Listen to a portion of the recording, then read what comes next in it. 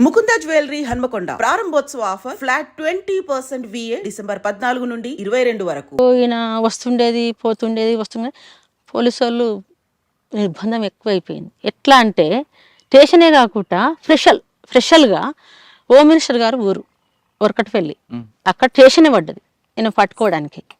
కానీ నేను దొరకడు, వాళ్ళు పట్టుకోలేరు.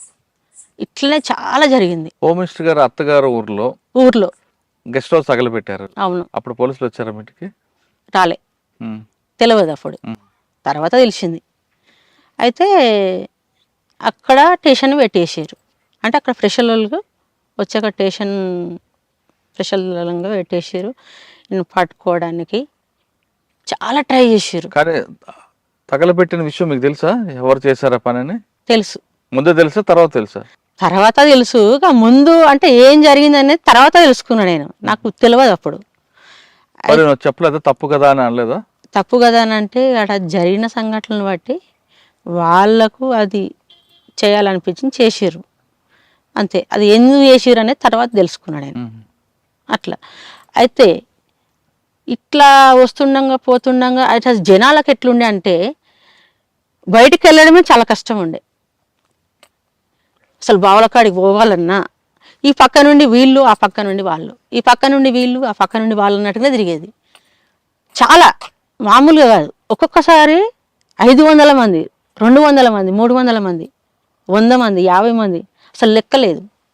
అసలు ఊరంటే అసలు మొత్తం ఇట్లా ఉడికిపోయేది. అంత జరిగింది. అయితే ఇక్కడ ఏం జరుగుతుంది అనేది కూడా వీళ్ళకి కూడా ఇన్ఫర్మేషన్ పోతుంది. ఎప్పుడో వస్తుర్రు, నన్ను పిలిపించుకుంటారు, ఏం జరుగుతుందని అడుగుతురు వాళ్ళు. ఇక్కడ పోలీసు వాళ్ళు కూడా వీళ్ళు కూడా ఏమంటారు అంటే అప్పుడు శ్రీనివాస నాయుడు చేసిండు ఎస్ఐగా, మధ్యపాటి శ్రీనివాస నాయుడు, ఆనందరెడ్డి, శ్రీనివాస నాయుడు వీళ్ళంతా ఎస్ఐగా చేసిరు. వాళ్ళు కూడా ఏమనేదంటే వచ్చేది ఆనందరెడ్డి అనే ఎస్ఐ ఉండే. వాళ్ళు కూడా ఏమనేదంటే అమ్మ వద్దు, లొంగిపోమ్మాను, చిన్న పిల్లలు కదా, నువ్వు ఎట్లా దాక్కుంటావు అని వాళ్ళు అనేది. అన్నప్పుడు నేను వాళ్ళకు ఏం సమాధానం చెప్పపోయేది, నాకేం తెలియదు అన్నట్టుగానే నేను ఉండేది. వాళ్ళు నాకు చెప్పంతా చెప్పేసేది, వాళ్ళు వెళ్ళిపోయేది. వాళ్ళు కూడా చాలా టైట్ చేసారు నన్ను. ఇట్లా లొంగిపోమ్మాను, అది ఇది అని చాలా టైట్ చేసారు. చేసినప్పుడు ఇక నేను ఏం చెప్పలేకపోయేది. కానీ పిల్లల్ని మాత్రం ఉపవాసం ఉండకుండా వాళ్ళని ఎలా సాకారు అప్పుడు మరి? ఎట్లా అంటే నాకు వ్యవసాయం పని కూడా రాదు కానీ నేను పోయేది. ఆ పని నేర్చుకొని, నేను పట్టుదలతోటి నేర్చుకొని పిల్లల్ని పోషించుకోవాలి అన్న ఆలోచనతోటి అన్ని పనులు చేసేది. వ్యవసాయం పని అన్ని పనులకు పోయేది. అన్ని పనులు పోయి వ్యవసాయం పని చేసుకొని ఆ పైసలతోటి నా పిల్లల్ని పోషించుకునేది, ఎలాంటి ఇబ్బంది లేకుండా.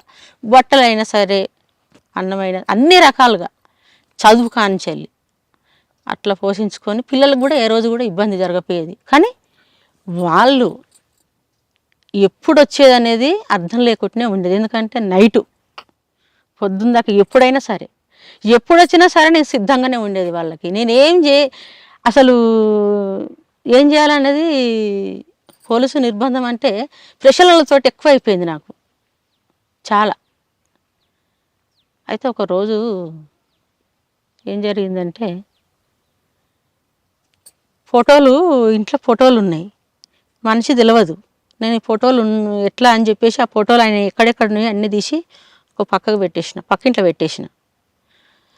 పెట్టేసిన తెల్లారే వచ్చేసారు. వచ్చి డైరెక్ట్ వాళ్ళ ఫోటోలే చూస్తారు.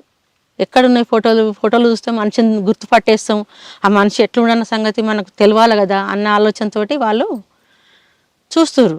కానీ ఒక్కరోజు ముందే నేను అవి తీసి పక్కకు పెట్టేసిన. వాళ్ళకు ఒక్క ఫోటో కూడా దొరకలేదు.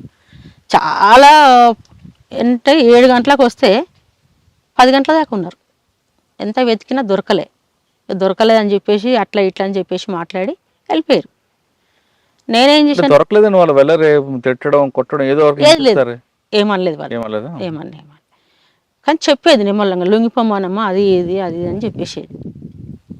అయితే ఇక ఆ తర్వాత తెల్లారి ఫోటోలు దొరకకుండా దాచిపెట్టినాక నేను ఇట్నే కూలి పని చేసి పిల్లల్ని పోషించుకోవడం జరిగేది కాబట్టి ఒక్కొక్క రోజు నేను పొద్దున్న దాకా పోయి వచ్చి వంట చేసుకుందామన్న సమయంలో పోలీస్ క్యాంప్ దిగేది. చాలా ఇబ్బంది పెట్టేది, ప్రజలలోనే వచ్చేది. వాళ్ళకి ఏం లేదు ఇక్కడనే కాబట్టి వస్తూనే ఉండేది. వాళ్ళు ఎప్పుడు రావాలనుకున్నప్పుడు అప్పుడు వచ్చేది. మరి పోలీసులు వస్తున్నప్పుడు పిల్లలు భయపడలేదా? పిల్లలు అడగలేదా అమ్మ నానేరని? భయపడిపోయి నానేరని అడిగారు పిల్లలు?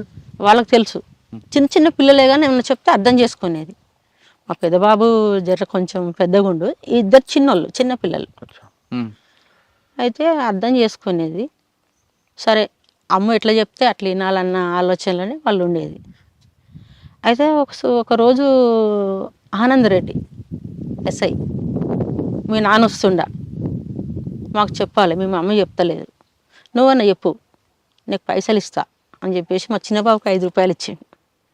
5 రూపాయలు ఇచ్చినప్పుడు తీసుకుండు, నా ముఖం చూస్తుండు. సరే చెప్పకుంటమే కానీ మళ్ళీ వచ్చినప్పుడు చెప్పు, నీ 5 రూపాయలు తీసుకున్నావు కదా, మళ్ళీ వచ్చినప్పుడు చెప్పు. వస్తున్నా అంటే వస్తలేడని తలనే ఊపిండి తప్ప సమాధానం చెప్పలే. చెప్పకపోయేసరికి చాలాసేపు అడిగిరు, అట్లా ఇట్లా అని వాళ్ళు అడిగిరు, వెళ్ళిపోయారు. నేను తర్వాత మరి 5 రూపాయలు తీసుకున్నావు కదా నాన్న, చెప్తావా వచ్చిండు అన్నట్టుగా అంటే నేను చెప్పాను అని 5 రూపాయలు చింపేసిండు. నేను చెప్పాను, నాకేం తెలియదు అన్నట్టుగా చింపేసిండు. అంటే చిన్న బాబు, ఏం అర్థం కూడా తెలియదు. అంటే 1 రూపాయి కోసం నన్ను ఏడ్పించేది, కానీ 5 రూపాయల లోటు అయినా సరే చింపేసేసిండు. అంటే మా నాన్న గురించి చెప్పొద్దు అనే ఆలోచన ఆ చిన్న బాబు కూడా తెలుసు. అయితే అదే విధంగా కొద్ది రోజులకు ఈయన ఏం చేసిండంటే చూద్దామని వచ్చేసిండు. నన్ను 15 రోజులకోసారి 20 రోజులకోసారి నెలకోసారి దళాలు పిలిపించుకునేది. ఏం జరుగుతుంది, ఎట్లున్నావు, ఏం కథ అనేది వాళ్ళు పిలిపించుకొని మాట్లాడేది, ఇక్కడున్న సమాచారం తీసుకునేది. అంటే ఇట్లాంటి ఇబ్బందులు ఏమవుతున్నాయి అనేది కూడా వాళ్ళు తెలుసుకునేది. నేను చూస్తాను పోయేది. అట్లా నేను ఒక రోజు అందులోకి పోయినప్పుడు నేను ఈ డ్రెస్ మీద ఉంటే తిరగరాదు కాబట్టి ధర్మన్న షూ వచ్చేది, నాకు కిరణన్న డ్రెస్ వచ్చేది. ఆ డ్రెస్ వేసుకొని వాళ్ళతో పాటు తిరిగేది. నేను తిరిగి వాళ్ళతో పాటు 10 రోజులు వారం రోజులు ఉండి వచ్చేసేది. ఇక్కడ మళ్ళా ఈ పిల్లలు ఇక్కడ అత్త మామ లేడు, మా అత్తయ్య ఉండే, మా ఆడపడుచు ఉండే, వాళ్ళు చూసుకునేది. చిన్నగా అనుమానం వచ్చేసింది ఈ పోలీసు వాళ్ళకు, ఈ ఇంటి దగ్గర ఉండలేదని ఎవరో ఇన్ఫర్మేషన్ ఇచ్చారు ఊర్లోకి వెళ్ళి. నువ్వు కూడా పోతున్నావంట, అసలు ఏంది నువ్వు ఎట్లా పోతున్నావు, అదేంది ఇదేంది అని వాళ్ళు నన్ను వేధించుడు పెట్టారు. నేనేం పోతలే.